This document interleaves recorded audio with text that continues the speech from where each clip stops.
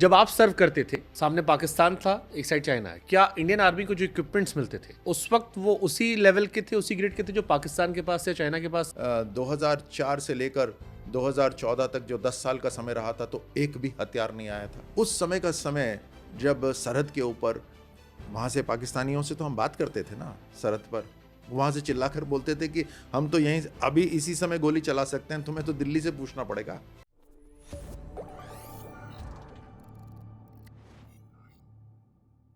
आपने लेवल की बात की। जब आप सर्व करते थे, सामने पाकिस्तान था, एक साइड चाइना है, क्या इंडियन आर्मी को जो इक्विपमेंट्स मिलते थे उस वक्त वो उसी लेवल के थे, उसी ग्रेड के थे जो पाकिस्तान के पास या चाइना के पास थे? और अभी भी क्या हम इक्विपमेंट में, हमारे पास सैनिकों पर जो हथियार है या जो साजो सामान उनका है, वो उसी लेवल का है, इंटरनेशनल लेवल का, जो यूएस आर्मी यूज़ करती है या चाइनीज़ आर्मी यूज़ करती है या दुनिया के बाकी बड़े देशों की आर्मी यूज़ करती है? आज की तारीख में इंडिया की मिलिट्री मॉडर्नाइजेशन हो रहा है। हमारे पास ड्रोन्स हैं, एयरक्राफ्ट्स हैं, इंडिया में मैन्युफैक्चरिंग हो रही है, टेक्नोलॉजी ट्रांसफ़र हो रही है, रेडार्स हैं, होविट्जर्स हैं, आर्टिलरी गन्स हैं, बुलेट प्रूफ जैकेट्स हैं, नाइट विजन। तो अब मॉडर्नाइजेशन का एरा आ गया है। और ये मैं क्या कहूँ, आप गूगल कर लीजिए, आप इंटरनेट में सर्च कर लीजिए कि 2004 से लेकर 2014 तक जो 10 साल का समय रहा था, तो एक भी हथियार नहीं आया था। 10 साल का पीरियड जब यूपीए सरकार थी, तो एक भी हथियार नहीं आया था। हम कितने पिछड़े वहां पर उस समय। और मेरा पॉलिटिकल सिस्टम, मैं करगिल से जब पढ़ता हूँ, हाँ। तो करगिल में गया भी, क्योंकि सौभाग्य प्राप्त हुआ कि वहां मैं गया, लोगों से बात की, तो वहां जो अभी सर्विंग लोग हैं वो कहते हैं कि हमने सिर्फ हौसले से लड़ाई जीती थी। हम नीचे थे, वो ऊपर थे, हमारे हथियार इतने वो नहीं थे, ठंड में कपड़े नहीं थे हमारे पास वैसे उस ठंड को रोक सकें। हमने सिर्फ वो लड़ाई इसलिए जीती थी क्योंकि हमें पता था कि अगर ये द्रास चला गया, करगिल चला गया, तो फिर इंडिया कट सकता है और वो हमारे देश के लिए नुकसानदायक होता है।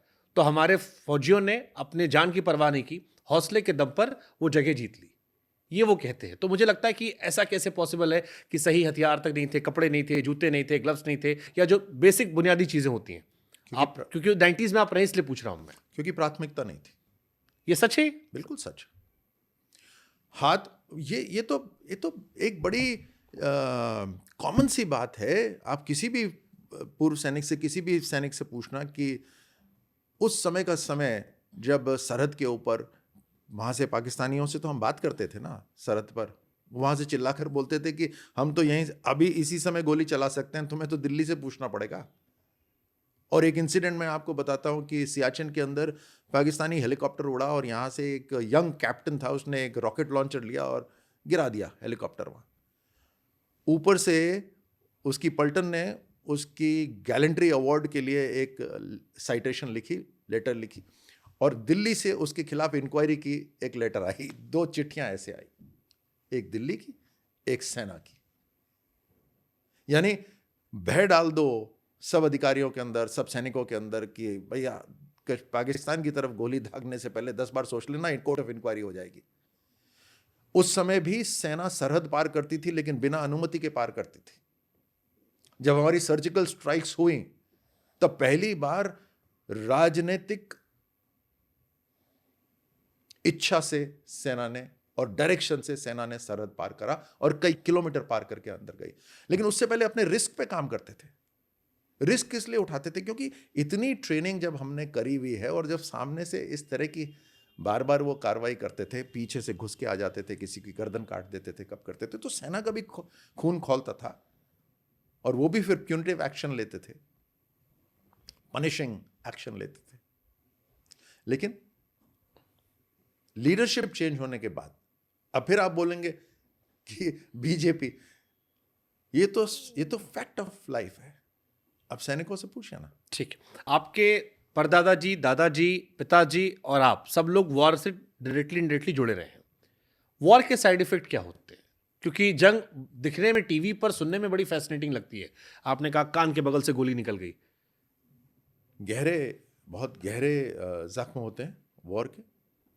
जब कोई अपनी शहादत दे देता है, जब कोई सैनिक बलिदान दे देता है, तो केवल वही नहीं जाता, पूरा परिवार चला जाता है। आपके कोई दोस्त गए, किसी ने शहादत? बिल्कुल, बहुत कोई ऐसा जो करीबी रहा हो? बहुत नज़दीकी। बहुत नज़दीकी गए और मैंने उनके पूरे परिवार को ख़त्म होते देखा है। वो जो स्ट्रेस आता है जब एक यंग उम्र में आपका पति चला जाए, आपका पिता चला जाए, तो जिस तरह का स्ट्रेस आता है, जिस तरह से जीवन समाप्त हो जाता है, उसके बारे में तो कोई नहीं सोचता। और उसको कैसे वो कवर कर पाए, सेना कोशिश करती है उनके साथ मिलाप रखने का, लेकिन वो कवर नहीं कर पाते।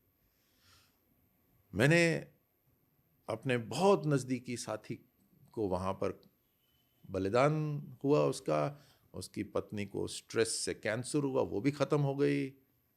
अब उसका इकलौता बेटा है जो उस समय 2 साल का था, आज वो भारत की सेना में जा रहा है।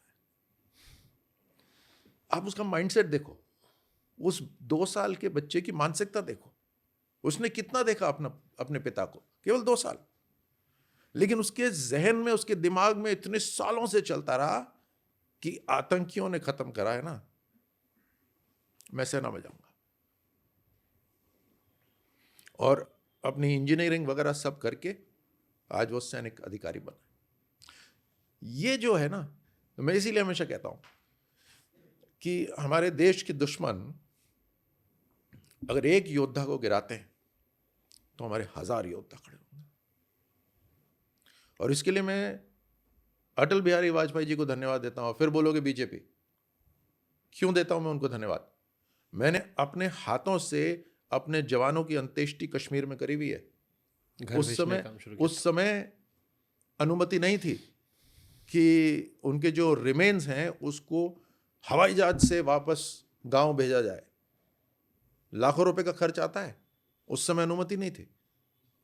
लेकिन कारगिल के समय अटल बिहारी वाजपेयी हमारे प्रधानमंत्री जी ने बोला कि इनको वापस वहाँ भेजो, वो सम्मान जो गांव में मिलना चाहिए वो मिलना चाहिए।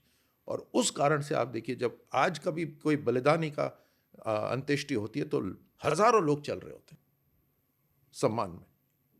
उनके मन में ये भाव होता है कि जाना तो है ही एक ना एक दिन, अगर जाना है तो ऐसे जाना है देश के लिए। इस पूरे किस्से को तो मैं आपकी आंखें देख रहा हूँ, गमगीन हो गई हैं।